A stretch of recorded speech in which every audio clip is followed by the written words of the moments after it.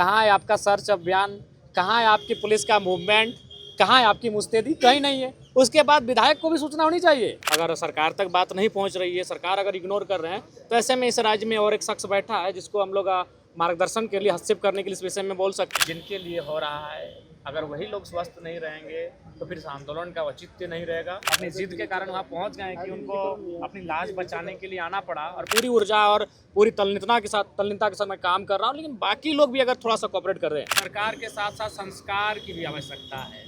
एक इंसान को इतना तो नहीं होना चाहिए कि दूसरे इंसान की हत्या कर दे। सेहत काफ़ी बिगड़ रही है, और फिलहाल आंदोलन को अगली रणनीति तक, अगला कार्य तक हम लोगों ने अभी स्थगित किया है। और पुनः एक नई ऊर्जा के साथ, अगर सुनवाई नहीं होती है तो नई ऊर्जा के साथ पूरे राज्य में इस बार आंदोलन होगा। जोहार, आप देख रहे हैं लोकतंत्र 19 और मैं हूं आपके साथ अंशु। फिलहाल हम मौजूद हैं राजभवन के समक्ष, और यहां पर आज जयराम महतो और उनके जो नेतागण हैं देवेंद्र नाथ महतो, ये आए थे अपने प्रतिनिधि मंडल के साथ राज्यपाल महोदय से मिलने के लिए। उन्होंने जेपीएससी मामले में राज्यपाल से मुलाकात की और उनको ज्ञापन सौंपा है। आपको बता दें कि जेपीएससी 11वीं से 13वीं का मेंस का जो रिज़ल्ट है वो 10 महीने बीत जाने के बावजूद अभी तक नहीं जारी किया गया है। पिछले साल जून महीने में ही मेंस का एग्ज़ाम हुआ था। उसके बाद अगस्त महीने में ही संभावना जताई जा रही थी कि एग्ज़ाम का रिज़ल्ट आ जाएगा, लेकिन 10 महीने बीत गए हैं अब तक, और अब तक रिज़ल्ट जारी नहीं किया गया है, जिससे छात्रों में खासा आक्रोश है।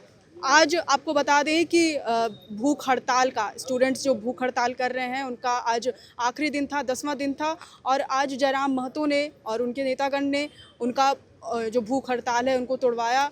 जो उपवास कर रहे थे वो लगातार उनको पानी पिलाकर, नारियल पानी पिला करके उनका उपवास तोड़ा। और अभी कहा गया है कि मई महीने तक अल्टीमेटम दे रहे हैं। JLKM की तरफ से कहा गया है कि मई महीने तक के लिए अल्टीमेटम दे रहे हैं।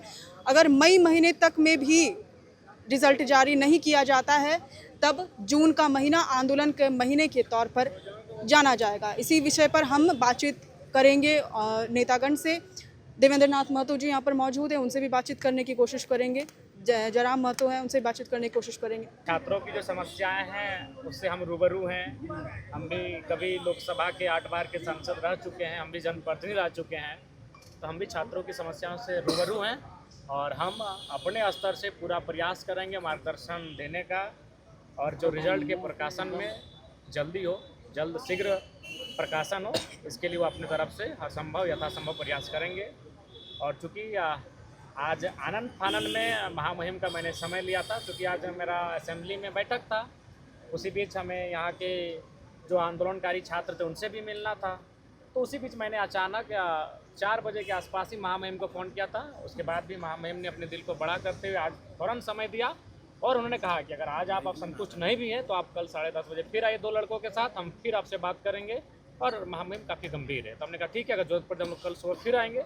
और आज भी अच्छी बात हुई, सकारात्मक बात हुई, वह इसके समाधान के लिए प्रयास करेंगे। आज आपने आंदोलन को खत्म करवाया, क्या रणनीति रहेगी आगे? क्योंकि सरकार की तरफ से कोई पहल या जेपीएससी की तरफ से कोई पहल फिलहाल तो नहीं दिख रहा है रिजल्ट प्रकाशन को। क्योंकि जो भी अभ्यर्थी थे उनका सेहत स्वास्थ्य काफ़ी बिगड़ रहा था, और मैंने आग्रह किया तमाम अपने भाइयों से कि आंदोलन जिनके लिए हो रहा है, अगर वही लोग स्वस्थ नहीं रहेंगे तो फिर इस आंदोलन का औचित्य नहीं रहेगा। अतः ये रीत है, युद्ध के साथ विराम होना चाहिए, विराम के बाद युद्ध होना चाहिए, फिर युद्ध के बाद तनिक विराम होना चाहिए, यही रीत है। तो मैंने उनसे यही कहा कि हम स्वस्थ रहेंगे तो निसंदेह आंदोलन को फिर से तैयार करेंगे, लेकिन अगर हम ही स्वस्थ ना रहें तो आंदोलन तैयार नहीं हो पाएगा। इसलिए मैंने उनसे कहा कि आपकी सेहत काफ़ी बिगड़ रही है, और फिलहाल आंदोलन को अगली रणनीति तक, अगला कार्य तक हम लोगों ने अभी स्थगित किया है। और पुनः एक नई ऊर्जा के साथ, अगर सुनवाई नहीं होती है तो नई ऊर्जा के साथ पूरे राज्य में इस बार आंदोलन होगा। क्या उस आंदोलन की अगुवाई जयराम महतो करेंगे? निसंदेह उस आंदोलन की अगुवाई करेंगे। हम लोग पूर्णतः इस आंदोलन में खुटा के डट कर खड़े रहेंगे। जयराम जी, एक वीडियो आपने जारी किया था जहां पर एक आप घटनास्थल पर पहुंचे, जहां एक हत्या हो गई थी, प्रशासन बहुत देर तक वहां नहीं पहुंची। क्या थी पूरी घटना? प्रशासन नहीं पहुंचती, क्या थी? विधायक नहीं पहुंचते तो प्रशासन नहीं पहुंचती, तो हम पहुंच गए अपनी जिद के कारण, वहाँ पहुंच गए कि उनको अपनी लाज बचाने के लिए आना पड़ा। और प्लस हम लाइव चला दिए, अगर लाइव नहीं चलता, हम नहीं पहुंचते तो प्रशासन सुबह आती। यानी प्रशासन की संवेदना इतनी मर चुकी है कि रात 10 से 11 बजे के बीच हत्या होती है, मर्डर एकदम गोली सटा के मार दिया जाता है, और प्रशासन सुबह का इंतजार कर रहे थे कि सुबह होगी तो हम जाएंगे घटनास्थल पर और जो डेड बॉडी है उसको कब्जे में लेकर थाना आएंगे। ये तो डुमरी विधायक जयराम महतो वहाँ पहुँचे हैं कि प्रशासन बाध्य होकर वहाँ पहुँची, ये तो हम लाइव 18 मिनट चलाएं, उसको देखकर प्रशासन बाध्य होकर वहाँ पहुँची। कहाँ की ये घटना है? ये नावाडी ब्लॉक बोकारो जिला की घटना है। और जमशेदपुर में मॉब लिंचिंग की जो घटना हो रही है, देखिए, इसके लिए सरकार के साथ साथ संस्कार की भी आवश्यकता है। एक इंसान को इतना तो नहीं होना चाहिए कि दूसरे इंसान की हत्या कर दे, दूसरे इंसान को पीटने लगे, पीटते पीटते जान ले ले। इंसान को भी समझना चाहिए कि हम किस दिशा में जा रहे हैं, इस समाज को कहाँ लेके जा रहे हैं। इंसान को भी सोचना चाहिए और सरकार को अपनी ओर से जो कानून है उनका कठोरतापूर्वक कार्रवाई होनी चाहिए। ये नावाडी वाली घटना में कितने देर बाद पुलिस पहुंची थी? देखिए, हमें लगभग 12:23 में कॉल आया था और हम तुरंत 23 मिनट में ही कॉल कटा और सूचना दे दिए थाना को, और हम लगभग 1 बजे के आसपास वहाँ पहुँचे। और हम जब 1 बजे के आसपास पहुँचे तो हम लाइव आए थे 1:17 और फिर जब मेरा लाइव ख़त्म हुआ तो फिर हम और एक वीडियो मीडिया के लिए रिकॉर्ड की है, यानी 1:17 1:30 1:40 में। और फिर उसके बाद हमको लगता है कि 1:40 के बाद थाना प्रभारी पहुँचे थे, यानी 2 पौने 2 के आसपास। इस दौरान आपने कई आला अधिकारियों के प्रशासनिक हाँ, सब लोग सो गए थे। सुबह फ़ोन किए और बोले सर अवेलेबल नहीं थे, ये वो अपना बहुत सारे एक्सक्यूज दिए, सब सो गए थे, प्रशासन सो रही थी। मेरी योजना थी, आज 2 काम यहाँ रांची में था। पहला काम था कि जो आंदोलनकारी छात्र हैं उनसे मिलना, और दूसरा विधानसभा की जो समिति बनाई गई जिसका मैं मेंबर हूँ, उस समिति की बैठक में भाग लेना। तो फिर हम बोले कि अगर छात्रों से मिलेंगे और हम एक विधायक होकर उनको कितना आश्वासन दे सकते हैं, इसीलिए किसी एक ऐसी बॉडी से बात करनी चाहिए जो बहुत ज़्यादा रिस्पॉन्सिबल हो। तो फिर हमें ख्याल है कि महामहिम उपयुक्त हैं। अगर सरकार तक बात नहीं पहुंच रही है, सरकार अगर इग्नोर कर रहे हैं, तो ऐसे में इस राज्य में और एक शख्स बैठा है जिसको हम लोग मार्गदर्शन के लिए, हस्तक्षेप करने के लिए इस विषय में बोल सकते हैं, वो महामहिम है जो राज्य के प्रथम नागरिक हैं। तो फिर हमने उनको टेलीफोन किया, सीधा उनसे ही मेरी बात हुई कि महामहिम ऐसी बात है, अभ्यर्थीगण 10-15 दिनों से भूख हड़ताल पे बैठे हैं, उनका सेहत भी लगातार बिगड़ रहा है, तो कृपया आप उनको 5 मिनट का समय दे दें। तो फिर बोले ठीक है, आप 5 प्रतिनिधिमंडल लेकर उनके साथ आएँ। तो फिर हम धरना स्थल पर बैठे हैं। जो भाई भूख हड़ताल पर बैठे थे उनको डाब का जूस पिलाकर धरने को विराम दिया, और फिर उनसे कहा कि चलिए महामहिम से मिलेंगे, उनसे बातचीत करेंगे। और महामहिम से बातचीत हुई, सकारात्मक बातचीत हुई। उन्होंने पूरा हमें विश्वास दिलाया है कि इस पर वो मार्गदर्शन करेंगे विभाग का, और जो रिजल्ट पेंडिंग है विगत कई महीनों से, उसका शीघ्र प्रकाशन होगा। विधायक जी, जिस तरह आप एक्टिव रहते हैं रात में नहीं, देखिए, उसमें प्रशंसा नहीं, लेकिन ये तो वास्तविकता है कि कल को जो विधायक 1:30 बजे रात को नावाडी के जंगलों में था, सुबह हजारों की भीड़ को नावाडी थाना में समझा बुझा रहा था, प्रशासन और पब्लिक के बीच जो खाई उत्पन्न हो रही थी उसके बीच में मध्यस्थता कर रहा था। और आज मैं रांची पहुंचता हूं, जेपीएससी के जो अभ्यर्थी उनसे भी मिलता हूं, विधानसभा की जो मेरी समिति उसमें बैठक में भाग लेता हूं, महामहिम से भी मिलता हूं। तो ये तो है भाई कि मेरी जो क्षमता है उस क्षमता के अकॉर्डिंग मैं काम कर रहा हूँ, पूरी ऊर्जा और पूरी तल्लीनता के साथ मैं काम कर रहा हूँ। लेकिन बाकी लोग भी अगर थोड़ा सा कोऑपरेट कर रहे हैं, बाकी विधायक की नींद सो रहे हैं, बिल्कुल प्रशासन चैन की नींद सो रहे हैं। जनता अपना हिफाजत स्वयं करें। अगर प्रशासन को आपके जीवन से पे इंटरेस्ट नहीं है, अगर आप कोई बाहुबली सक्षम व्यक्ति नहीं है, तो आप अपनी जान माल की हिफाजत स्वयं करें, प्रशासन को कोई इंटरेस्ट नहीं है। क्या लग रहा है सिर्फ लूट खसोट की?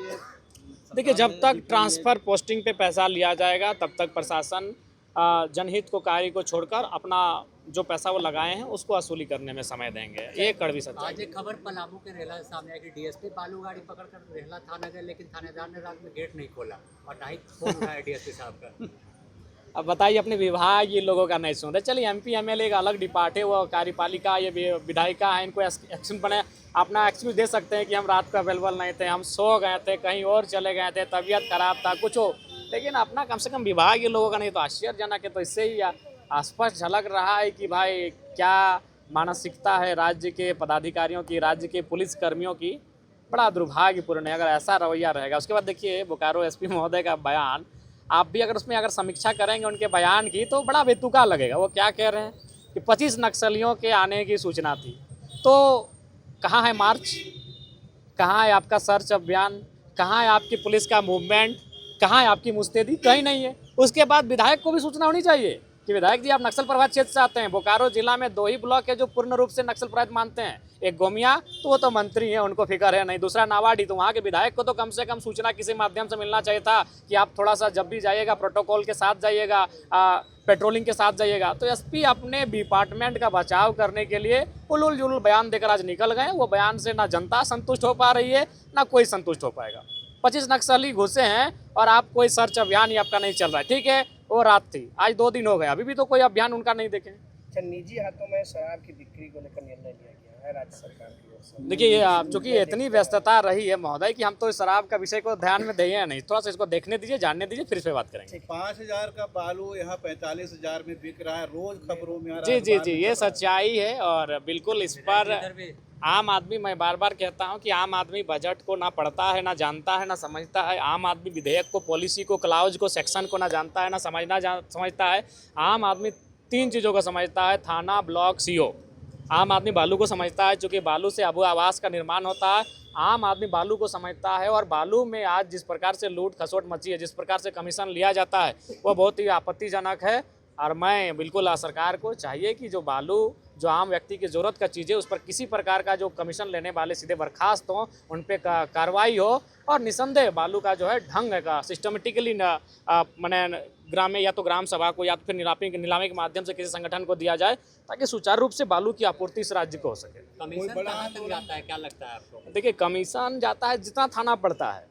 जैसे बालू मान के चलिए, वो ड्राइवर लोड करके अगर 10 किलोमीटर चला तो 2 गो थाना पड़ेगा, अगर वो 15 किलोमीटर चला तो 3 गो थाना पड़ सकता है।